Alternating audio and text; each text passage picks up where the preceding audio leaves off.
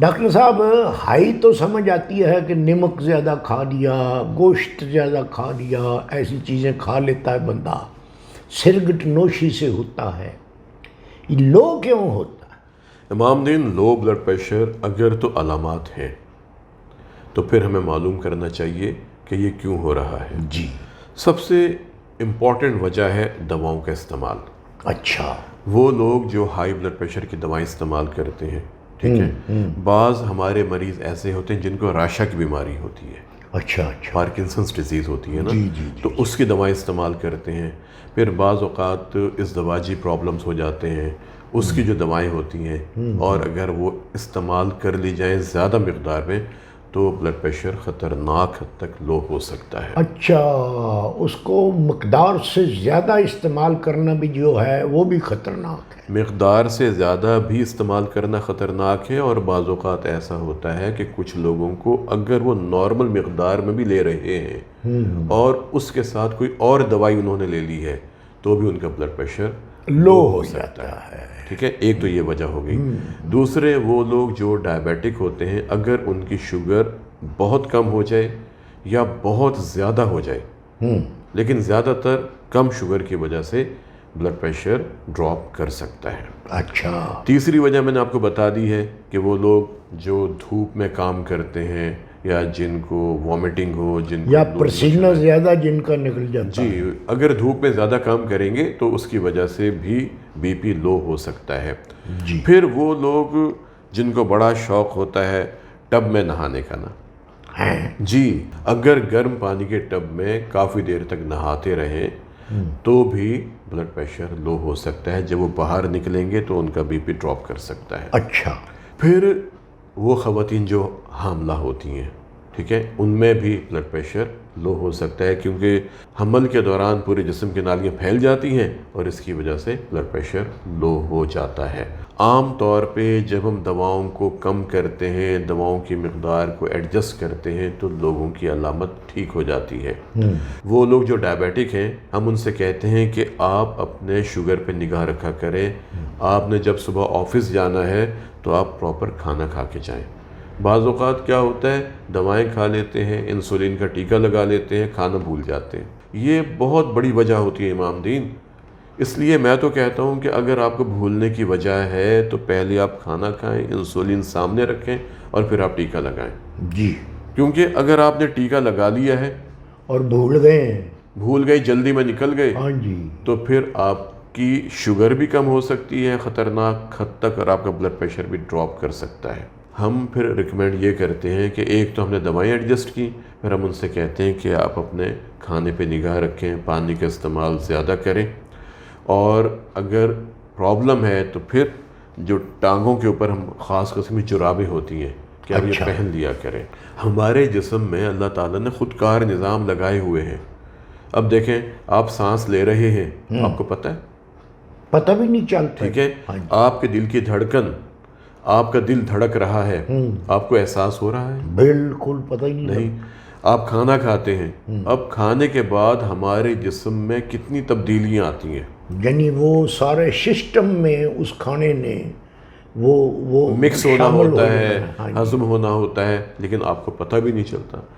تو یہ جو خودکار نظام ہے نا، یہ اتنے لیول پہ کام کر رہے ہوتے ہیں، اور اسی طرح جیسے ہی ہم کھڑے ہوتے ہیں تو ہمارے دل کی دھڑکن تیز ہو جاتی ہے، ہماری نالیاں سکڑ جاتی ہیں، بلڈ پریشر ہمارا مینٹین ہوتا ہے، ہمارے دماغ کو خون جاتا ہے اور ہم گرتے نہیں ہیں۔ ڈاکٹر صاحب مجھ کو یہ بتائیں جی، کہ یہ جو مریض ہوتے ہیں ہائی بلڈ پریشر اور لو بلڈ پریشر، جی، ان کے پیروں میں جی، سوج کیوں آ جاتی؟ ہاں، شاباش۔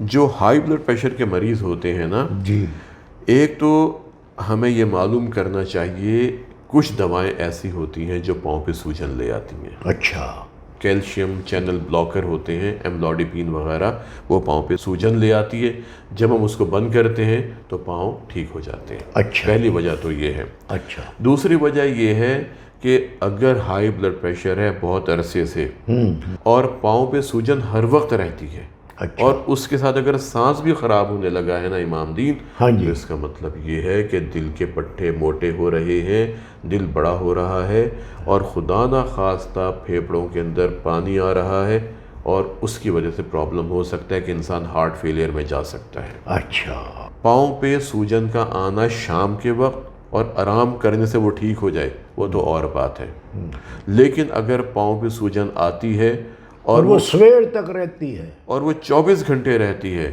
اور اس کو اگر آپ دبائیں تو گڑھا پڑتا ہے، ہاں جی، اور اس کے ساتھ اگر سانس بھی خراب ہونے لگتا ہے اور انسان لیٹ نہیں سکتا، بیٹھا رہتا ہے، کیونکہ جیسے وہ لیٹنے کی کوشش کرتا ہے تو ساتھ ہی پھیپھڑوں کے اندر پانی آتا ہے، کھانسی آتی ہے، انسان اٹھ کے بیٹھ جاتا ہے۔ تو یہ وہ علامات ہیں جو بتاتی ہیں کہ اب ہمیں الرٹ ہونا چاہیے اور ہمیں نظر انداز نہیں کرنا چاہیے، فوراً اسی وقت ڈاکٹر صاحب کے پاس جائیں اور ان سے مشورہ کریں کہ جی میرا سانس خراب ہو رہا ہے، میں لیٹ نہیں سکتا، مجھے گھبراہٹ ہوتی ہے، میں ساری رات بیٹھا رہتا ہوں، میرے پاؤں پہ سوجن آ رہی ہے، میرے پیٹ میں درد ہو رہا ہے، میری بھوک کم ہو گئی ہے، مجھے متلی الٹی ہوتی رہتی ہے، میں کمزور ہوتا جا رہا ہوں، میرے دل کی دھڑکن تیز ہوتی جا رہی ہے۔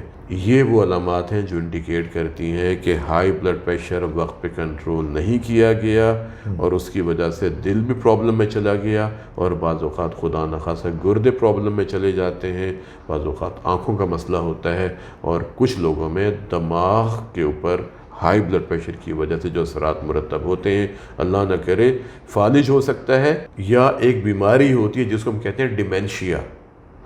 یہ اس کی نام کو میں نے سنا ہوا، یہ اس سے کوئی بندے کی یادداشت، شاباش، ٹھیک ہے نا۔ تو وہ لوگ جن کا بلڈ پریشر ہائی رہتا ہے، اگر وہ علاج نہیں کریں تو ان میں ڈیمینشیا کی بیماری کے امکانات بہت زیادہ ہو جاتے ہیں۔ اچھا ڈاکٹر صاحب، آپ نے اب یہ جتنی گفتگو فرمائی ہے اس میں آپ نے فالج کو بھی جوڑ دیا ہے اسی کے ساتھ؟ تو ظاہر بات ہے امام دین، ہائی بلڈ پریشر، میں آپ سے ہمیشہ کہتا ہوں ہائی بلڈ پریشر کہاں حملہ کرتا ہے؟ یہ خاموش قاتل ہے، اس کی علامت ہی کوئی نہیں ہوتی۔ اچھا، یہ حملہ کرتا ہے دماغ پہ، فالج کر دیتا ہے یا ڈیمینشیا کر دیتا ہے۔ جو فالج کا آغاز ہے یہ ہوتا دماغ سے ہی ہے؟ بالکل، فالج کی بیماری یہ دماغ کی بیماری ہے، سٹروک جس کو ہم کہتے ہیں۔ اچھا، ٹھیک ہے، اچھا، اچھا۔ اسی طرح کچھ لوگوں میں یہ ہیمریج بھی کر سکتا ہے، ہائی بلڈ پریشر وہ جو شریان کہتے ہیں کہ پھٹ جاتی ہے۔ اچھا، ٹھیک ہے، اس طرح یہ آنکھوں پہ حملہ کر کے بینائی ضائع کر سکتا ہے، یہ دل کے پٹھوں پہ حملہ کر کے دل کے پٹھے موٹے کر دیتا ہے، انجائنا، ہارٹ اٹیک کر سکتا ہے، پھیپھڑوں کے اندر پانی لا سکتا ہے، گردوں پہ حملہ کر کے گردے فیل کر دیتا ہے، اور اگر یہ ٹانگوں پہ حملہ کرتا ہے تو ٹانگوں کی نالیاں خراب ہو کے وہاں پہ کلاٹ آ سکتا ہے، پاؤں ٹھنڈے ہو سکتے ہیں، اور اللہ نہ کرے بعض اوقات کیا ہوتا ہے کہ پاؤں کاٹنے پڑ جاتے ہیں۔ اچھا امام دین، جب لو بلڈ پریشر ہے تو لازمی رول آؤٹ کروا لیں، کچھ لوگوں کے اندر نا انفیکشن بھی ہوتا ہے، شدید قسم کا انفیکشن، اس کی وجہ سے لو بلڈ پریشر ہو جاتا ہے۔ بعض اوقات شدید الرجی ہو جاتی ہے، کوئی ٹیکہ لگایا، کوئی دوائی کھائی، اس کے بعد پورے جسم کی نالیاں پھیل گئیں اور بلڈ پریشر ڈراپ کر گیا۔ اچھا، کچھ لوگوں میں دل کی دھڑکن بہت کم ہو جاتی ہے، خطرناک حد تک کم ہو جاتی ہے۔ بعض اوقات دل کی دھڑکن بہت تیز ہوتی ہے، irregular ہوتی ہے، اس میں بھی بی پی ڈراپ کر جاتا ہے۔ اور ایک کنڈیشن ہوتی ہے جسے ہم کہتے ہیں شوک، کہ اتنا بی پی ڈراپ کر جاتا ہے کہ انسان کے دماغ کو خون نہیں ملتا، انسان کے دل کو خون نہیں ملتا۔ اسے اگر ہم وقت پر کنٹرول نہیں کریں گے تو یہ لائف تھریٹنگ ہو سکتا ہے۔ اچھا، یہ ابھی آپ نے ایک لفظ استعمال کیا ہے کہ شوق بھی ہو جاتا جی، ہے، تو مجھے ایک گانا یاد آ گیا کہ میرے شوق دنی اعتبار تینوں آجا ویخ میرا انتظار آیا، ایویں لڑن بہاننے لبنا ہے، آ ویخ میرا انتظار آیا۔ امام دین، وہ شوق ہے، اچھا مجھے شوق ہے تم سے ملنے کا۔ اچھا اچھا اچھا، جیسے کئی لوگوں نے شوق میں کبوتر رکھے ہوئے جی، ہوتے ہیں۔ یہ شوق ہے، شوق کا مطلب ہے صدمہ۔ اچھا، تو میں نے کہا وہ جیسے کئی لوگوں کو شوق ہوتا ہے وہ بٹیرے رکھ لیتے ہیں، وہ بھی مطلب نہیں ہے۔ امام دین، وہ اور چیز ہے، بٹیرے رکھنا، کبوتر پالنا، کتے پالنا، بھینسیں پالنا، گھڑ سواری کرنا وہ شوق ہوتے ہیں. اچھا جی. ٹھیک ہے. چلیں آپ جیسی باتیں اچھی کرتے ہیں نا جی تو میرا بھی دماغ جو ہے نا جی وہ کھلتا جا رہا ہے. کھلتا جا رہا ہے, کھل گیا ہے پورا.